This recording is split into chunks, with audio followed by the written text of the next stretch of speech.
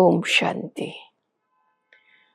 आज बाबा ने इस ज्ञान के महत्व को बताया है।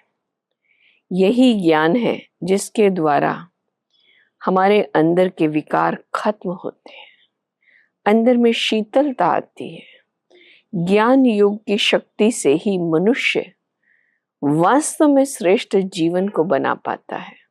तो बाबा ने बहुत मीठे तरीके से हमें बच्चों को शिक्षाएं दी हैं।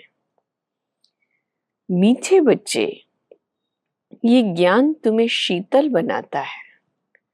इस ज्ञान से काम क्रोध की आग खत्म हो जाती है। भक्ति से आग खत्म नहीं होती। प्रश्न है, याद में मुख्य मेहनत कौन सी है? बाप की याद में बैठते समय देह भी याद ना आए, ये है मेहनत। कौन सी? देह भी हमें याद ना आए।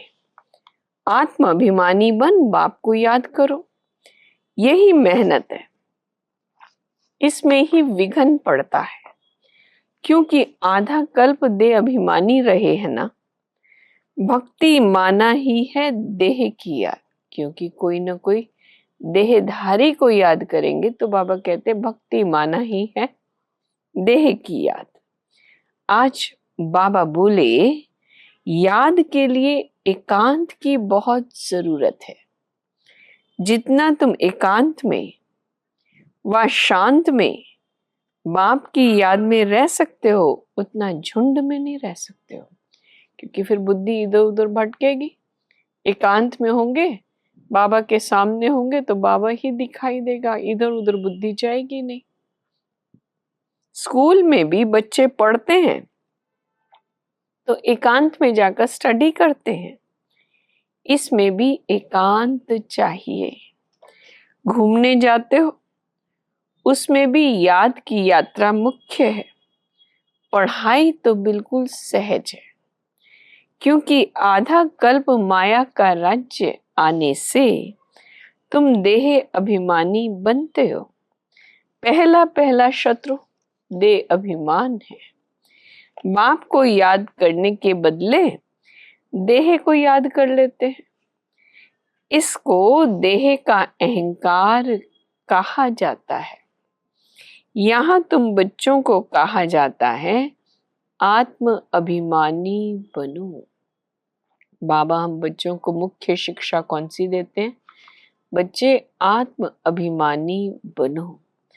इसमें ही मेहनत लगती है। अब भक्ति तो छूटी, बाबा के बन गए, ज्ञान मिला, समझ मिली, तो बाबा कहते बुद्धि वहां से हट गई, भक्ति तो छूटी। भक्ति होती ही है शरीर के साथ। तीर्थों आदि पर शरीर को ले जाना पड़ता है, दर्शन करना है, ये करना है, शरीर को जाना पड़े। और यहाँ दोनों में क्या फर्क है? भक्ति और ज्ञान में। भक्ति में तो तीर्थों पर जाएंगे, दर्शन करने जाएंगे, गुरु से मिलेंगे, ये करेंगे, वो करेंगे, अनेक प्रकार के वहां की बातें। लेकिन ज्ञान मार्ग में क्या है? यहाँ तो ज्ञान का चिंतन करना है। यहाँ तुमको यही चिंतन करना है, हम आत्मा है, हमको परम पिता परमात्मा को याद करना है। बस जितना याद करेंगे उतना पाप कटते जाएंगे। भक्ति मार्ग में तो पाप कटते ही नहीं, ये फर्क है। क्योंकि देहधारी को याद करते हैं, अपने अंदर में वो शुभ चिंतन, श्रेष्ठ चिंतन आता नहीं। प्रभु याद में हम उस लगन में मगन हो जाएं, वो वहां नहीं होता। तो बाबा कहते यहाँ चिंतन है। भक्ति मार्ग में तो कभी पाप कटते नहीं। कोई बूढ़े आदि होते हैं तो अंदर में ये वहम होता है कि हम भक्ति नहीं करेंगे तो नुकसान होगा, नास्तिक बन जाएंगे। भक्ति की भी जैसे आग लगी हुई है और ज्ञान में है शीतलता। कितना बड़ा फर्क! ज्ञान मन बुद्धि को शीतल बनाता है, क्योंकि विकारों की आग बुझ जाती है। इसमें काम क्रोध की आग बुझ जाती है, खत्म हो जाती है। भक्ति मार्ग में मनुष्य कितनी भावना रखते हैं, कितनी मेहनत करते हैं। समझो, बद्रीनाथ पर गए, मूर्ति का साक्षात्कार हुआ, फिर क्या? चलो, मूर्ति का साक्षात्कार भी हो गया, फिर क्या? झट भावना बन जाती है कि बद्रीनाथ के सिवाय और कोई की याद बुद्धि में नहीं रहती। आगे तो पैदल जाते थे। बाप कहते हैं, मैं अल्पकाल के लिए मनोकामना पूरी कर देता हूं। जो जिसको मानते हैं वो भावना पूरी कर देता हूं, साक्षात्कार कराता हूं। बाकी मैं इनसे मिलता नहीं हूं, भक्ति से मैं मिलता नहीं हूं। मेरे बिगर वर्षा थोड़ा ही मिलता है। वर्षा तो कैसे मिलेगा? वर्षा तो तुमको मेरे से ही मिलना है। भक्ति के द्वारा वर्षा नहीं मिलता है, वर्षा बाप से ही मिलता है। वर्षा एक ही बाप रचयिता से मिलता है। यह तो सभी देहधारी है ना। बाकी जो भी है जड़ अथवा चैतन्य, वह सारी है रचना। रचना से कभी वर्षा मिल ना सके। पतित पावन एक ही बाप है। कुमारियों को तो संग दोष से बहुत बचना है। आज की दुनिया की संगत कैसी है? दोष लगा ही देती है। कोई ना कोई अंदर में विकृति पैदा कर देती है, मन के विचारों को विकृत कर देती है, विकारों से भर देती है। तो बाबा कहते हैं, संग दोष से अपने आप को बचाना है। बाप कहते हैं, इस पतित पने से तुम आदि मध्य अंत दुख पाते हो। अब सब है पतित, तुम्हें अभी पावन बनना है। निराकार बाप ही आकर तुमको पढ़ाते हैं। ऐसे कभी नहीं समझो कि ब्रह्मा पढ़ाते हैं। कौन पढ़ाता है? शिव बाबा हमको पढ़ाते हैं। सबकी बुद्धि शिव बाबा तरफ रहनी चाहिए। शिव बाबा इन द्वारा पढ़ाते हैं। तुम दादियों को भी पढ़ाने वाला शिव बाबा है, चाहे कोई भी है। यज्ञ के जो बड़े हैं, दादियां, उनको भी कौन पढ़ाता है? शिव बाबा। उनकी क्या खातिरी करेंगे? अब शिव बाबा जो हमको पढ़ाता है, उनकी क्या मेहमान निवाजी कहो, खातिरदारी कहो, क्या करेंगे? तुम शिव बाबा के लिए अंगूर आम ले आते हो, समझो कोई फल लेकर के आए कि नहीं, बाबा के लिए तो हम ये फल लेकर जाएंगे। तो शिव बाबा कहते, मैं तो अभोक्ता हूं, तुम बच्चों के लिए ही सब कुछ है। भक्तों ने भोग लगाया और बांट कर खाया, मैं थोड़े ही खाता हूं। भगवान तो अभोक्ता है, पर हमारी भावना को, वासना तो स्वीकार करता है ना। बाप कहते हैं, मैं तो आता ही हूं तुम बच्चों को पढ़ाकर पावन बनाने।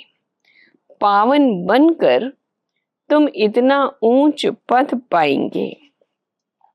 मेरा धंधा ही ये है। कहते ही है, शिव भगवानो वाच, ब्रह्मा भगवानो वाच तो कहते नहीं है। ब्रह्मा वाच भी नहीं कहते हैं, भल ये भी मुरली चलाते हैं। परंतु हमेशा समझो, शिव बाबा चलाते हैं। भले ब्रह्मा भी बीच में कोई ज्ञान की बात सुनाए, तो भी समझो कौन सुना रहा है? शिव बाबा सुनाते हैं। किसी बच्चे को अच्छा तीर लगाना होगा तो खुद प्रवेश कर लेंगे। ज्ञान का तीर तीखा गाया जाता है ना। साइंस में भी कितनी पावर है। बॉम्ब्स आदि का कितना धमाका होता है, तुम कितनी साइलेंस में रहते हो। देवी देवता धर्म का शास्त्र है गीता, उसमें ही नॉलेज है, तुमको नॉलेज पढ़नी है।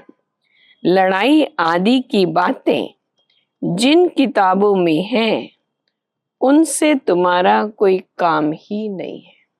हमें तो ज्ञान का चिंतन करना है, ज्ञान का मनन करना है। जिनमें लड़ाई आदि की बातें हैं उसमें हमारा क्या काम। हम हैं योग बल वाले, फिर बाहुबल वालों की कहानियां क्यों सुने। तुम्हारी वास्तव में लड़ाई है ही नहीं। तुम योग बल से 5 विकारों पर विजय पाते हो। तुम्हारी लड़ाई है 5 विकारों से। तुम्हारी लड़ाई है 5 विकारों से। वह तो मनुष्य से लड़ाई करते हैं, तुम अपने विकारों से लड़ाई लड़ते हो। ये बात समझनी है।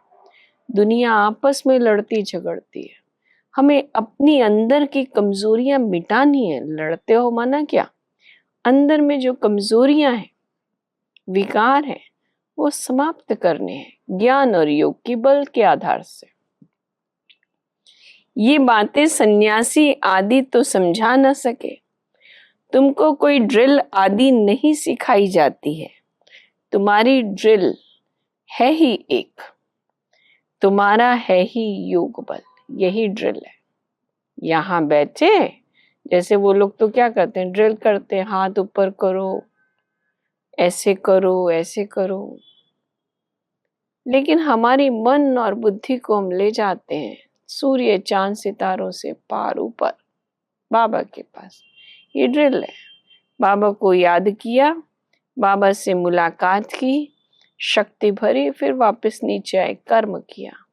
जैसे ही फ्री हुए फिर वापस ले गए। तो ये है ड्रिल। बाबा बोले, ड्रामा अनुसार मुझे इसमें आना पड़ता है। इनका नाम ब्रह्मा रखता हूं क्योंकि मेरा बना है ना। एडॉप्ट होते हैं तो नाम कितने अच्छे अच्छे रखते हैं। तुम्हारे भी बहुत अच्छे अच्छे नाम रखे। लिस्ट भी बड़ी वंडरफुल आई थी संदेशी द्वारा। जब यज्ञ की स्थापना हुई तब बाबा ने जो भी भाई बहन उस समय आ गए थे उनके नाम बदली किए। शिव बाबा ने जो नाम दिए संदेशी के द्वारा वो नाम रखे गए। तो बाबा कहते लिस्ट आई थी। बाबा को सब नाम थोड़े याद हैं, शरीर पर नाम रखा जाता है ना। अब तो बाप कहते हैं अपने को आत्मा समझो, बाप को याद करो। तुम जानते हो ना, हम पूज्य देवता बनते हैं फिर राज्य करेंगे। बाप कहते हैं मेरा भी रूप बनाकर खिला पिलाकर फिर मुझे कह देते टिक्कर बितर में है। सबसे दुर्दशा तो मेरी ही करते हैं, सब जगह डाल देते हैं। तुम कितने गरीब बन गए हो। गरीब ही फिर ऊंच बनते हैं। शाहूकार मुश्किल उठाते हैं। बाप भी शाहूकारों से इतना लेकर क्या करेंगे। यहाँ तो बच्चों के बूंद बूंद से ये मकान आदि बनते हैं। कहते हैं बाबा हमारी एक ईंट लगा दो। समझते रिटर्न में हमको सोने चांदी के महल मिलेंगे। वहां तो सोना ढेर रहता है। सोने की ईंटें होंगी तब तो मकान बनेंगे। बाप गरीब बच्चों को शाहूकार बनने की युक्ति बताते हैं। कौन सी युक्ति? तुम्हारे पास क्या युक्ति बताते हैं? मीठे बच्चे, तुम्हारे पास जो कुछ भी है ट्रांसफर कर दो, सब कुछ बाबा को दे दो। यहाँ तो कुछ भी रहना नहीं है। जो कुछ इन आंखों से दिखाई दे रहा है वो सब समाप्त होना है। यहाँ जो ट्रांसफर करेंगे वह नई दुनिया में तुमको 100 गुना होकर मिलेगा।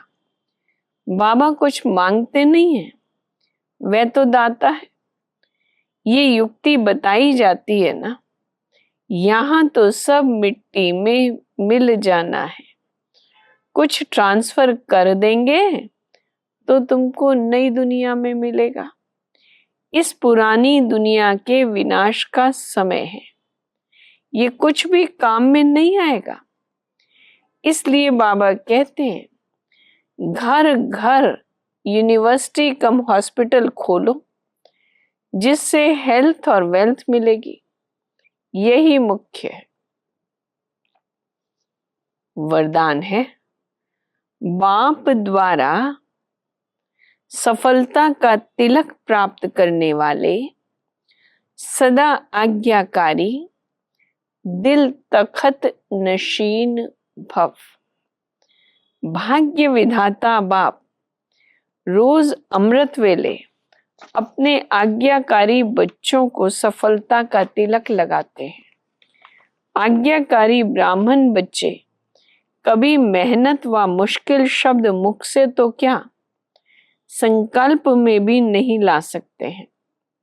वे सहज योगी बन जाते हैं। इसलिए कभी दिल शिकस्त नहीं बनो, लेकिन सदा दिल तखत नशीन बनो। रहम दिल बनो। अहम भाव और वहम भाव को समाप्त करो। स्लोगन, विश्व परिवर्तन की डेट नहीं सोचो, स्वयं के परिवर्तन की घड़ी निश्चित करो। तो आज बाबा ने हम बच्चों को स्व के परिवर्तन की डेट फिक्स करने को कहा है। और कहा जाता है, हम बदलेंगे तो जग बदलेगा। अपना परिवर्तन ही अपने आप को सशक्त बनाता है। तो अपने को संकल्प दो, मैं एकदम शुद्ध पवित्र आत्मा, श्रेष्ठ आत्मा, शक्तिशाली आत्मा, सर्वशक्तिमान बाबा के सामने बाबा की आज्ञाकारी संतान।